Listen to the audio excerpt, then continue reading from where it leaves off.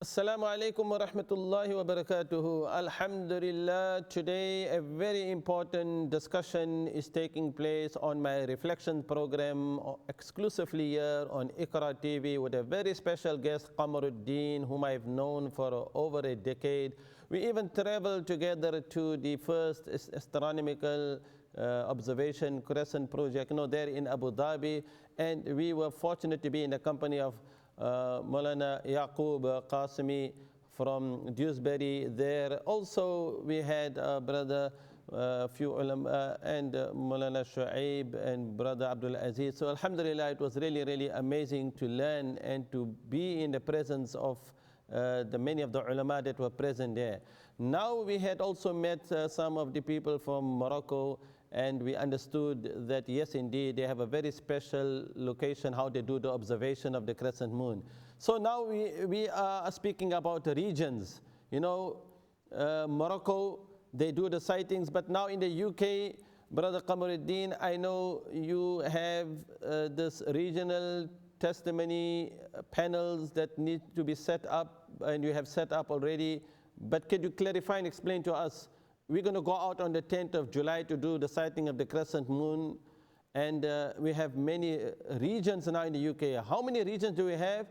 How many observers are in each region, and what is the procedure to follow? Jazakallah khair, Sheikh. So, Alhamdulillah, since 2008 to 2018, we used to sight the moon for 1 day a month, which is within UK to Morocco region on the 29th. And we used to see it once or twice in the year on 29th, and others used to be on the 30th or the 1st, according to the region of UK to Morocco. But then from 2018, we started looking for the moon 2 days a month, which is the 29th and the next day. And subhanallah, we found that we are able to see the moon throughout the year from different parts of UK. And the UK has 12 political region boundary, the UK regions, and each region have many cities. Could we have the map so that you can explain these regions? Yes, this is really Jazakallah khairan, Brother Irfan. So with our 2-day sighting, we have collected over last 4 years. We find that we are able to see the moon on first day or the second day. And looking at that data, it seems that the criteria for the lunar month of 29 and 30 days are fully met each year. Although cloudiness can affect some areas, but if we have people looking from different UK regions, then we can overcome that problem. Yes, I must interrupt you because Alhamdulillah, for this month of Zulqa'dah, we had sightings in few locations, like in Bolton, and was it in Wales? Now, how do we understand? Now, this is a region, this is a location, and you are showing so many different regions in the UK. We are grateful also to New Crescent Society for encouraging more and more people to do sightings in different regions. So if a moon is sighted in one region, what is the procedure to follow? Whom do they contact? I'm here in South London, I'm here in Riddlesdown, Pollard's Hill. What do I do? Yes. Okay, so because of our distribution throughout the country, we need to get all the reports within a very short time to a central point, within half an hour and maximum 1 hour. So all this reporting is done through moonsighting.org.uk website. So our job as member of public to revive the Sunnah is to do the sighting and reporting. And both of them are part of the Sunnah. This is what every member of the public has to do to complete the Sunnah. Cite it, report it, and come to our website. It will take you 1 minute if you have the login set up on your mobile to send a report.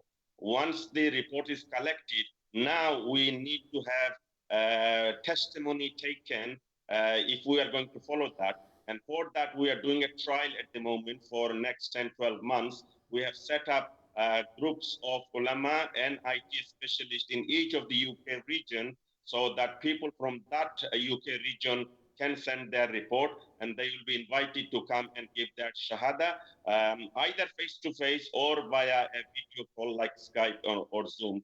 We needed each region because local knowledge is important in some critical situation of the sighting of the moon.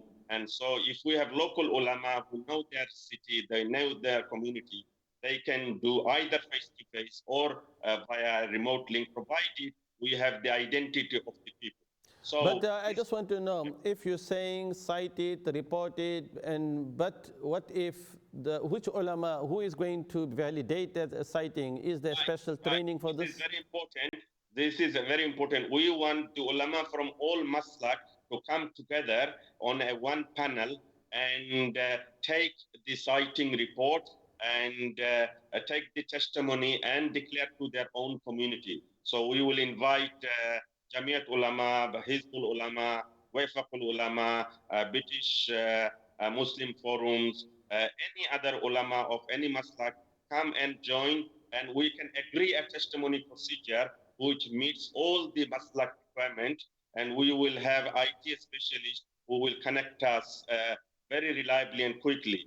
We have 6 regions, volunteer from 6 UK regions, and we need more volunteers, ulama, as well as IT specialists from other 6 remaining regions to conduct this trial for next 10,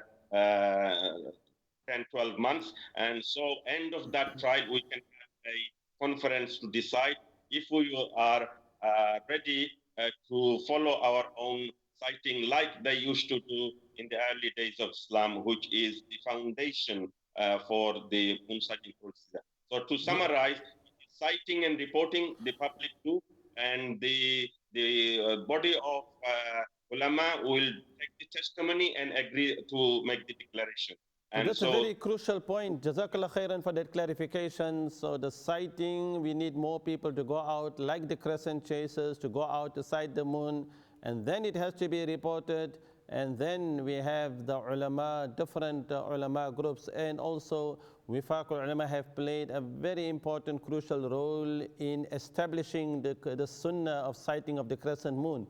So this trial period will continue for another 12 months, and thereafter this will be presented to Wifaqul Ulama, which is, and the Amir is Sheikh Maulana Ayyub Surti, and the many other ulama and muftis that are part of Wifaqul Ulama. So I'm very pleased that Qamaruddin, you have clarified this effort of uniting a people to go out to do the sighting of the moon. But that procedure, don't just cite it, report it, and then ulama will validate it.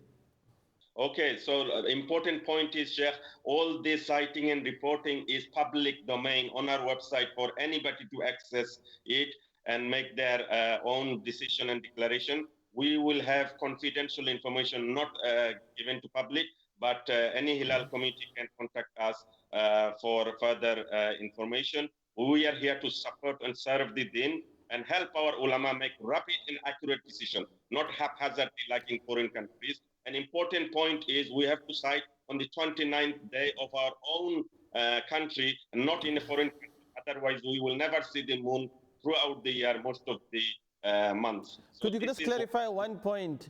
I do know in our discussion you said that the moon will not be visible in the southern hemisphere until 2042. I would really love you to clarify that point. Why you are encouraging regional sighting? Now we have UK regional, and also Morocco is part of the UK regional sighting. Could you just clarify that point? Okay, Sheikh, I think you are implying the old criteria, what used to be known as unity of horizon or global sighting. In the very early days of Islam, Muslims used to live in small areas of the world, and they used to think that was their whole world. And they had night, all of them together, and day, all of them together. Now that Muslims have spread throughout the whole world, only small parties day at any one time and night at any one time, and therefore the global site is no longer functional, and it is a misconception. So region is where we share the moonrise time between sunset and moonset. This is our region.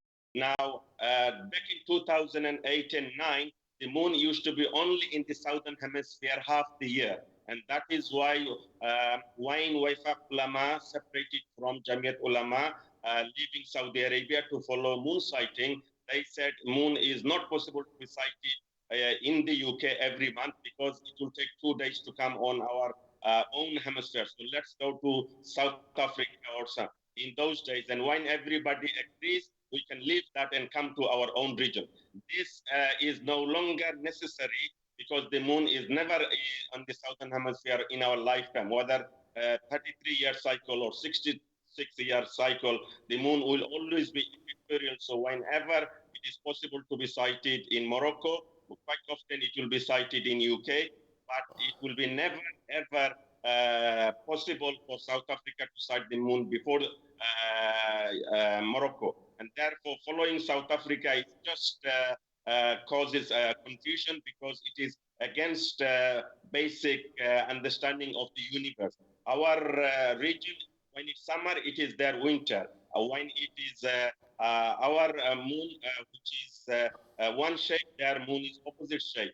And Jazakallah khairan.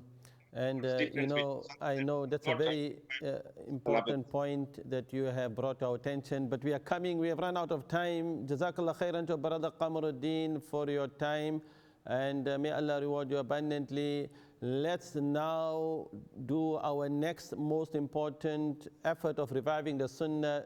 Join me on the 11th of July to sight the moon for the month of Dhul Hijjah.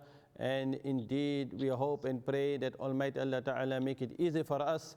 That, yes, indeed, you know, I would like to end by reminding you that Eid al-Adha has to be celebrated on the 10th of Dhul Hijjah, and therefore your animal has to be sacrificed after the Eid prayer. فَصَلِّ لِرَبِّكَ وَانْحَرْ. And given that it is scientifically impossible, yes, to sight that crescent moon on, you know, because of, I mean, we have come to the end of the program. May Allah Ta'ala reward you abundantly. Until my next reflection program, Jazakumullah khairan, with me and Brother Qamaruddin. Assalamu alaikum wa rahmatullahi wa barakatuhu.